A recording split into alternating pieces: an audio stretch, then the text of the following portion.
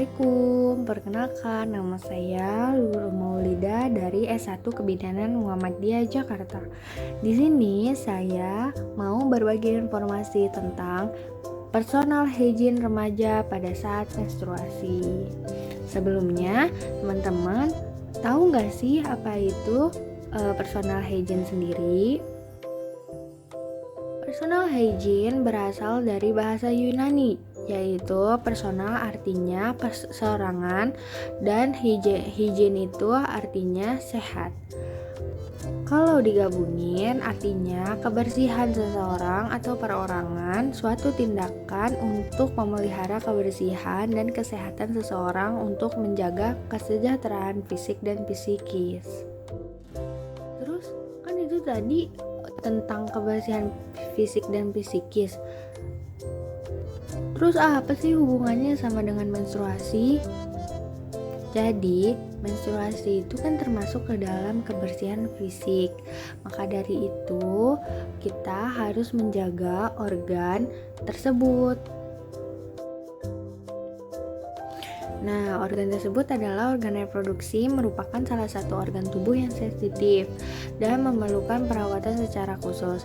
Perawatan yang baik merupakan faktor penentu dalam memelihara kesehatan reproduksi. Maka dari itu, perawatan saat menstruasi perlu dilakukan karena saat menstruasi pembuluh darah dalam rahim sangat mudah sekali terkena infeksi. Tadi kan udah dikasih tahu tuh penjelasannya, definisinya. Nah, di sini sekarang aku mau ngasih tahu perilaku buruk apa aja sih dalam menjaga kebersihan genitalia. Oke, yang pertama, membilas dengan air kotor.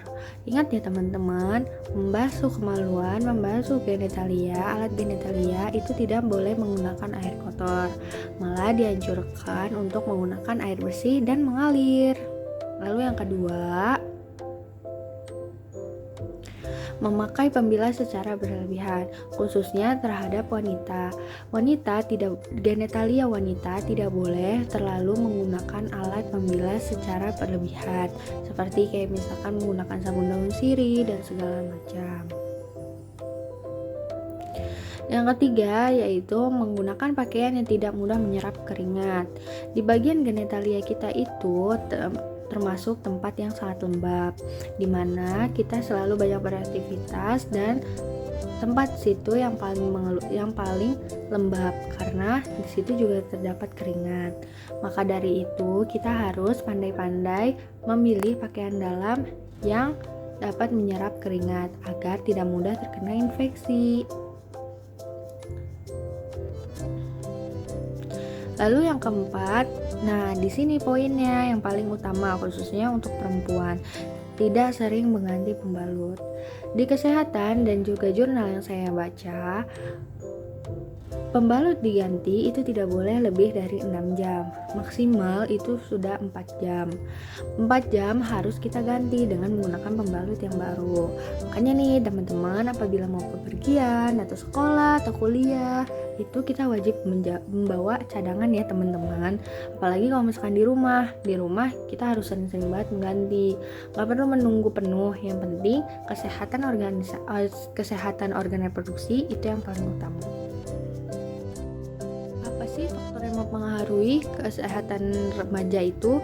Yang pertama ada pengaruh orang tua, pengaruh sosial ekonomi, pengaruh mitos, pengaruh ilmu pengetahuan, lalu kemudian usia.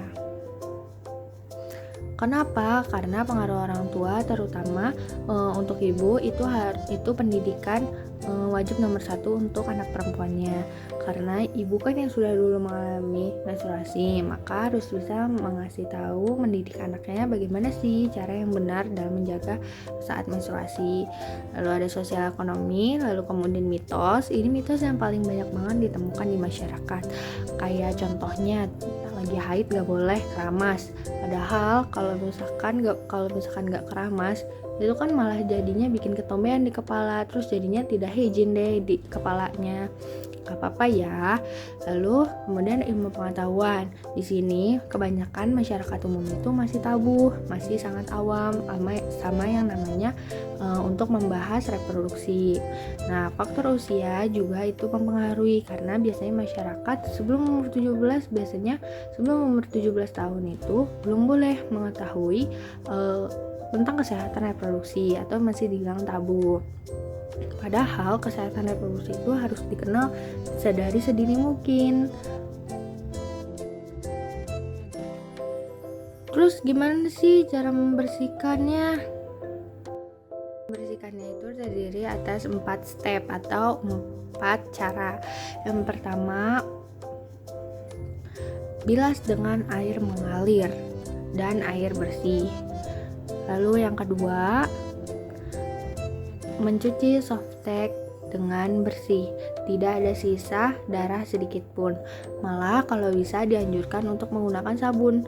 Pakai sabun rinso bisa, pakai sabun mandian cair juga bisa.